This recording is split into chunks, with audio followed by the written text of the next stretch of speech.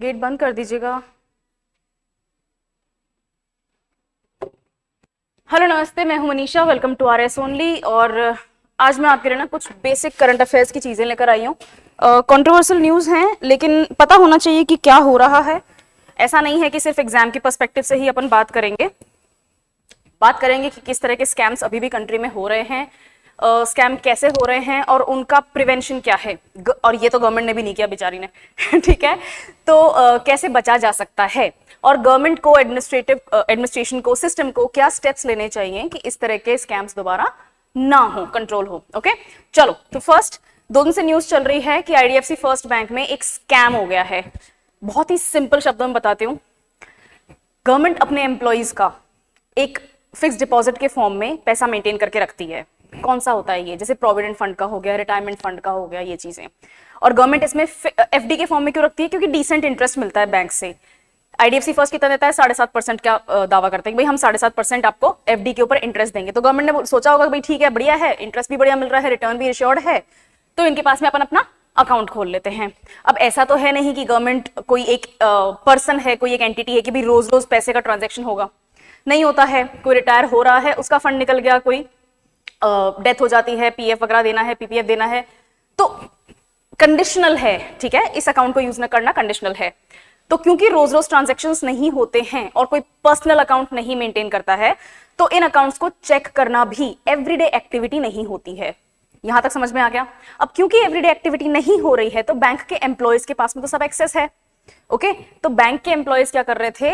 इधर से फंड उठा के उधर डाल रहे थे। और वो उधर कौन है? वो उधर भी खुद ही है।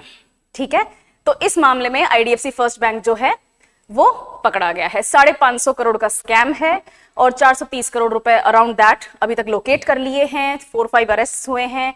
एक ऐसा पर्सन है जो कि एब्सकॉन्डिंग है, भागा हुआ है, अभी पता नहीं कहां है, और पुलिस चाहेगी तो उसको भी धर लेगी। ओके, चलो ठीक है, न्यूज देख लेते हैं क्या चीज है। अच्छा, 500 नहीं 590 करोड़ का मेजर फ्रॉड हुआ है आईडीएफसी फर्स्ट बैंक का। और ब्रांच कौन सी है? चंडीगढ़ ब्रांच है। तो बैंक एम्प्लॉइज ने क्या किया? हरियाणा गवर्नमेंट का जो पैसा है, जो हरियाणा गवर्नमेंट के अकाउंट्स का जो पैसा है, उसको उसकी हेराफेरी कर ली, सिंपल शब्दों में। ठीक है, हेराफेरी हो गई है। अब की प्लेयर्स कौन कौन हैं? आईडीएफसी फर्स्ट बैंक के एम्प्लॉइज हैं कि भाई, जिसमें से 4 सस्पेंड कर दिए गए हैं सॉरी, और एक मिसिंग है। हरियाणा गवर्नमेंट के डिपार्टमेंट्स। अब कौन कौन से डिपार्टमेंट्स का पैसा इन अकाउंट्स में था? Development and panchayat, urban local bodies, municipal corporation Panchkula और Haryana state pollution control board का यहाँ पे पैसा सेव था। और प्राइवेट अकाउंट होल्डर्स थे businessman, real estate firms, realtors, जो कि हरियाणा और चंडीगढ़ में एक्ट करते हैं, उनकी एक्टिविटीज चलती हैं। ठीक है, 4 सीनियर आईएएस ऑफिसर्स का भी रोल बताया जा रहा है कि किसी ना किसी तरीके से हो सकता है वो भी इन्वॉल्व हो। सिस्टम की हरकतों में इन्वॉल्व नहीं होगा तो फिर कौन होगा? आई एक्चुअली बिलीव दिस होगा ठीक है, होंगे ये भी इन्वॉल्व, बट लेट्स सी, जब तक स्पेक्यूलेशन है। अब इसका इंपैक्ट क्या है? बैंक के शेयर्स ड्रॉप हो गए। कल आपने देखा होगा कि बैंक से 14,000 करोड़ रुपए की जो मार्केट वैल्यू है, वो मार्केट से वो बीएसई सेंसेक्स वगैरह से इनसे वाइप आउट हो गई। ऐसा क्यों हुआ? क्योंकि जब आप इस तरह की नेगेटिव न्यूज आती है, नेगेटिव इंप्रेशन जाता है मार्केट में, तो मार्केट का स्पेक्यूलेशन भी नेगेटिव हो जाता है। तो जो भी ट्रेडिंग होनी होती है, जो भी कोई इन्वेस्टमेंट होना होता है शेयर्स में, इक्विटीज में, इनमें, डिवेंचर्स में, उसमें नेगेटिव सेंटिमेंट आता है। यार इस बैंक में नहीं करेंगे, पैसा डालते हैं और फ्रॉड हो जाता है, नेगेटिव न्यूज चल रही है, हो सकता है कल को लेके भाग जाए, बंद हो जाए, तो अपना तो शेयर का पैसा डूब जाएगा। और रिटेल, स्पेशली रिटेल इन्वेस्टर्स जो होते हैं, उनमें ये सेंटिमेंट बहुत ज्यादा रश करता है और इसीलिए ये अपना पैसा वापस निकालते हैं। मार्केट से पैसा वापस निकालने को ही एक्चुअली वाइप आउट कहना कहते हैं।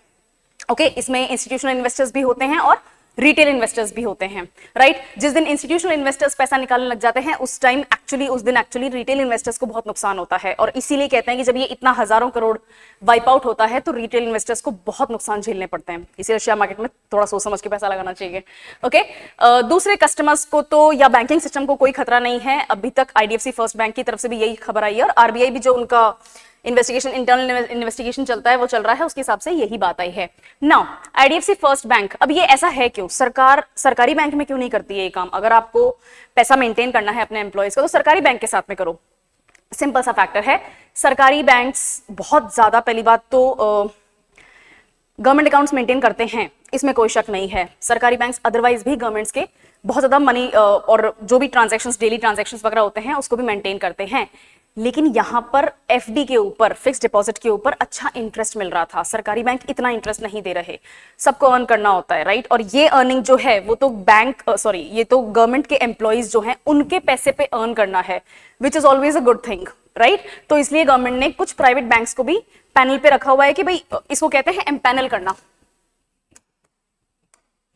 ठीक है, यानी कि पैनल पे रखना। पैनल पे रखने का मतलब यही होता है कि कुछ ऐसे बैंक्स हैं जो हमारी लिस्ट में हैं जिनके अंदर हम अपना अकाउंट मेंटेन करके रखते हैं और ये गवर्नमेंट कर रही है, ठीक है। तो वो पैनल पे मेंटेन करने का मतलब होता है इसका कि एम्पैनल कर दिया।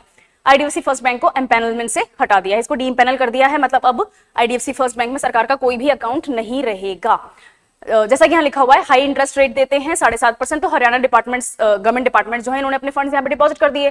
टोटल मनी जो है 590 करोड़ का है, जिसमें से 450 करोड़ रुपए जो हैं वो गवर्नमेंट डिपार्टमेंट्स की एफडीज में था, ठीक है। और यही है जो एक्चुअली लोकेट भी हो गया है कि भैया क्या हुआ इसका।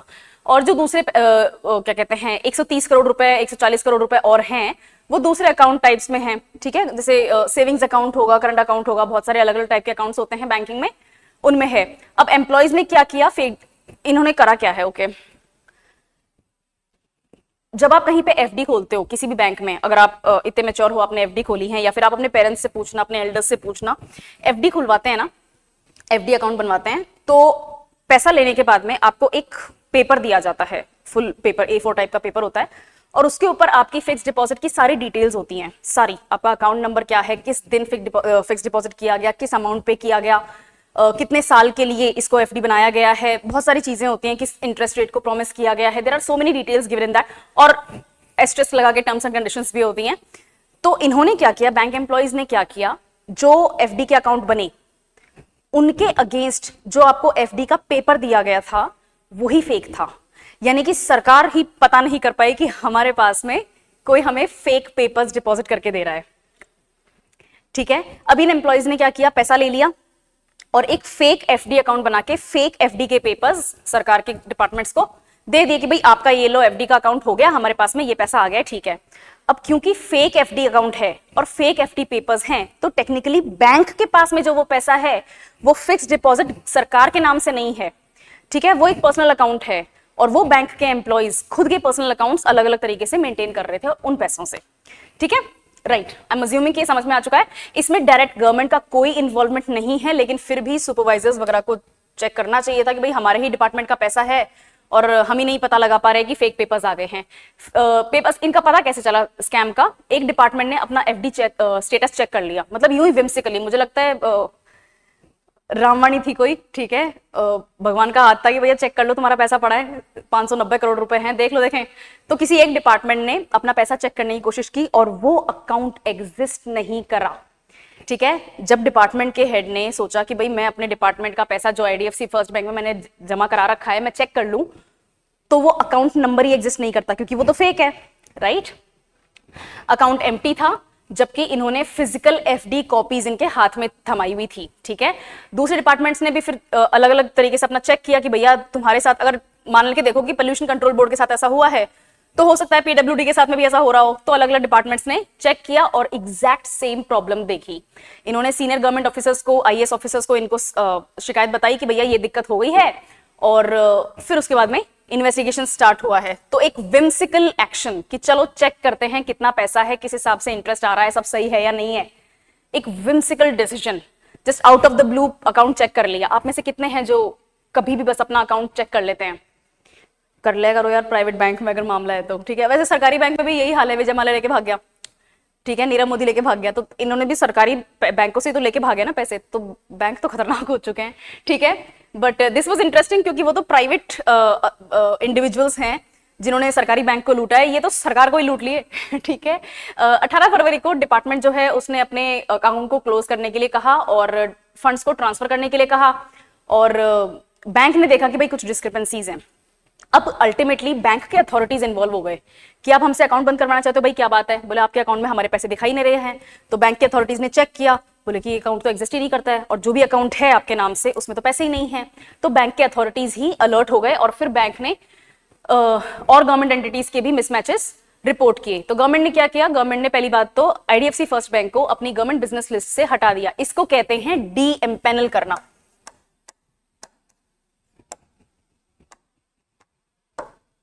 डी एम्पैनलमेंट, ठीक है, इसको कहते हैं डी एम्पैनल कर देना।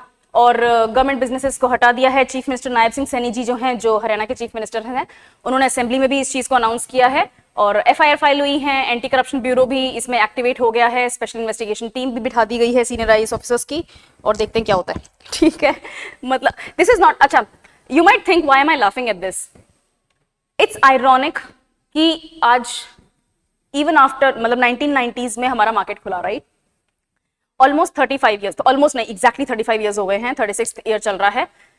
3.5 दशक बाद भी एग्जैक्ट सेम प्रॉब्लम से हम जूझ रहे हैं।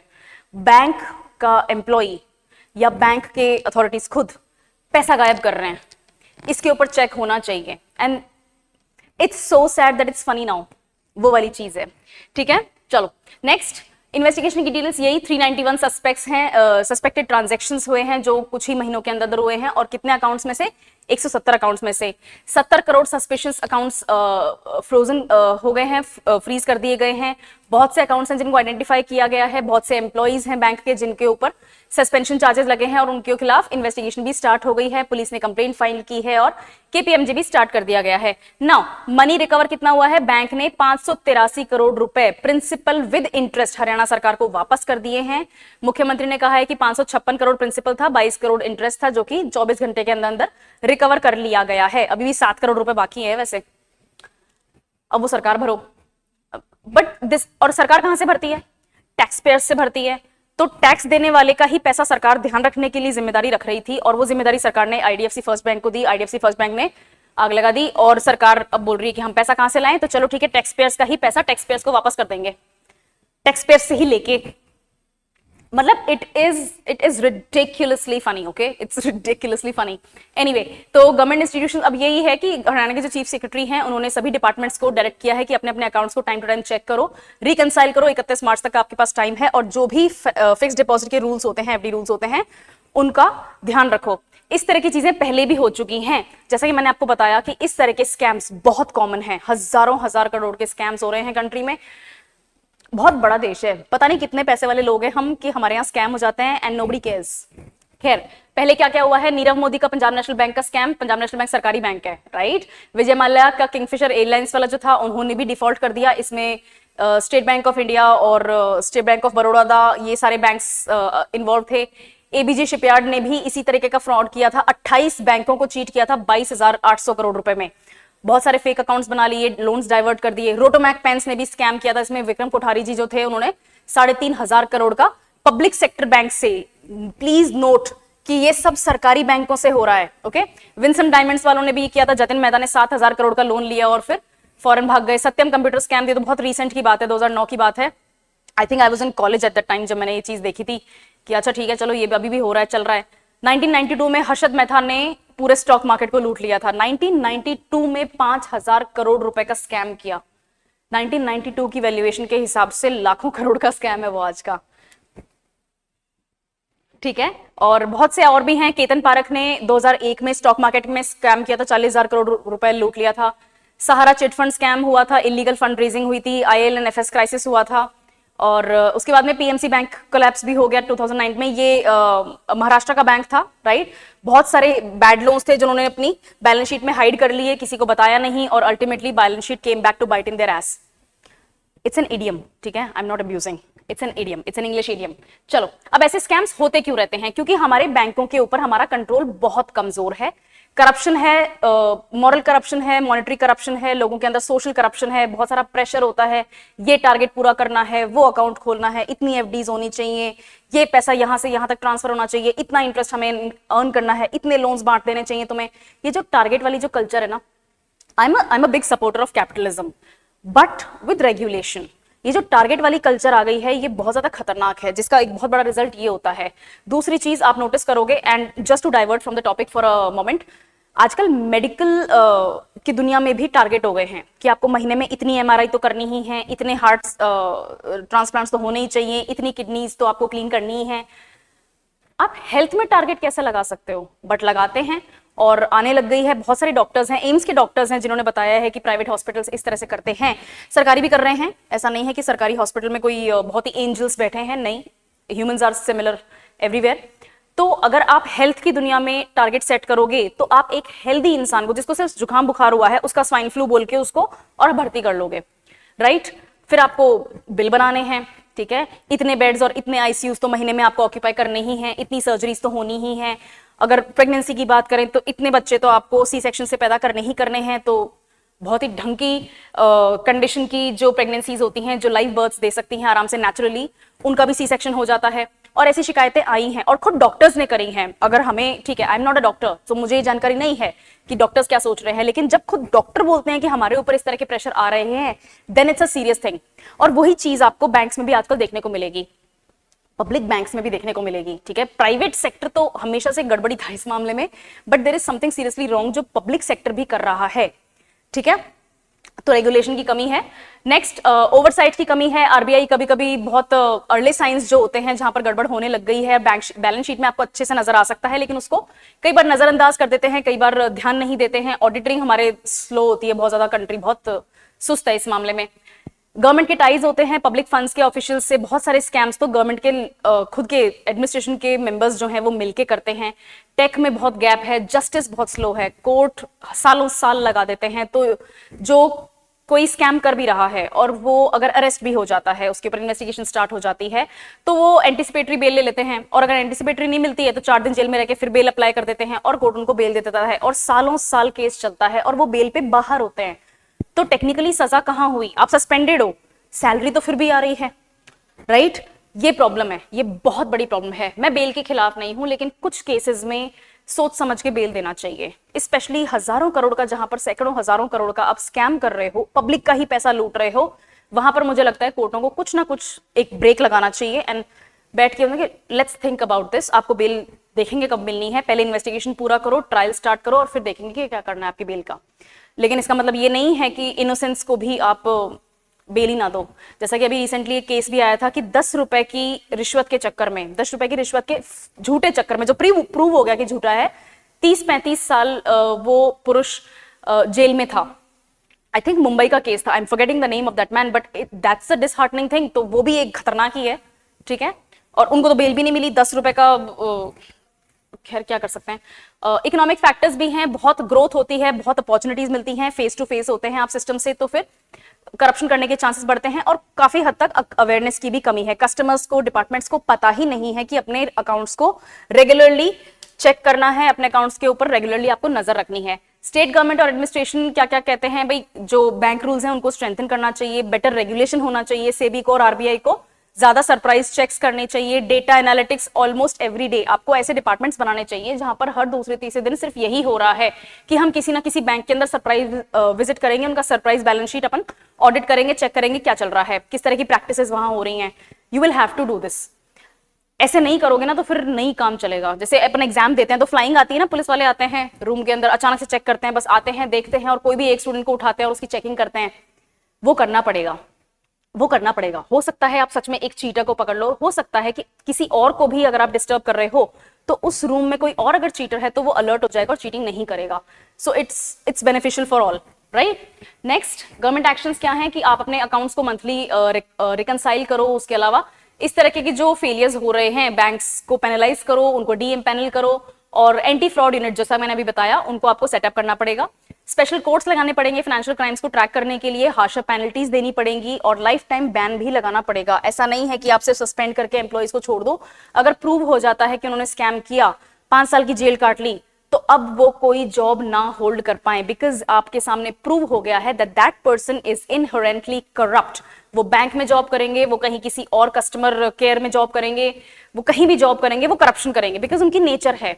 तो जस्ट बिकॉज आपने एक बार उनको सजा देगी, 5 साल वो जेल में निकाल के आगे, डज नॉट मीन कि now he is a fresh person, right. तो आपको परमानेंटली बैन के बारे में भी सीरियसली सोचना पड़ेगा। आई एम नॉट सेइंग कि करो ही करो, but that is an option. आपको टेक में ट्रेन करना पड़ेगा, अपने जो रिपोर्टिंग है, स्पेशली जो विसल ब्लोअर्स हैं, उनका प्रोटेक्शन आपको बढ़ाना पड़ेगा, और रिपोर्टिंग को, इस तरह की कोई प्रॉब्लम हो रही है, कोई आपको शक हो रहा है किसी चीज के ऊपर, तो उसको रिपोर्ट करने के लिए एनकरेज करना पड़ेगा, और आपको अपनी एक कल्चर ऑफ ट्रांसपेरेंसी डेवलप करनी पड़ेगी।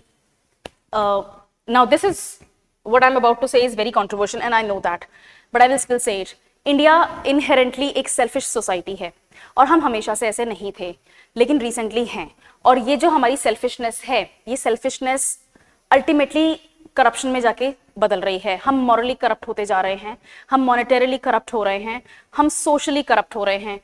और ये हर तरीके से है, सिर्फ पैसे का ही करप्शन नहीं है, हम फैमिली टू फैमिली करप्शन कर रहे हैं, इमोशनल करप्शन कर रहे हैं. उसके अलावा आप अपने खुद के सिटीजन्स के प्रति अगर रेसिस्ट व्यवहार रखोगे तो सोशल करप्शन कर रहे हो. This is getting really out of hand. इस देश में बहुत बुरी तरह से ये चीज बढ़ चुकी है. इसको कंट्रोल करना बहुत जरूरी है, वरना किसी को आंदोलन करने की जरूरत नहीं है. अराजकता अपने आप आ जाएगी. कोई सड़क पे उतर के आगजनी नहीं करेगा, ये अपने आप हो जाएगा, और ये बहुत खतरनाक है. राइट? तो this was all from my side. This is what IDFC first bank का scam is all about. News में बहुत आ रहा है, बट बहुत अच्छे से एक्सप्लेन किया हुआ नहीं है, so I thought I will bring that to you. Okay, चलो और किसी टॉपिक के साथ मिलेंगे. Thank you for the class. वहां से ओके.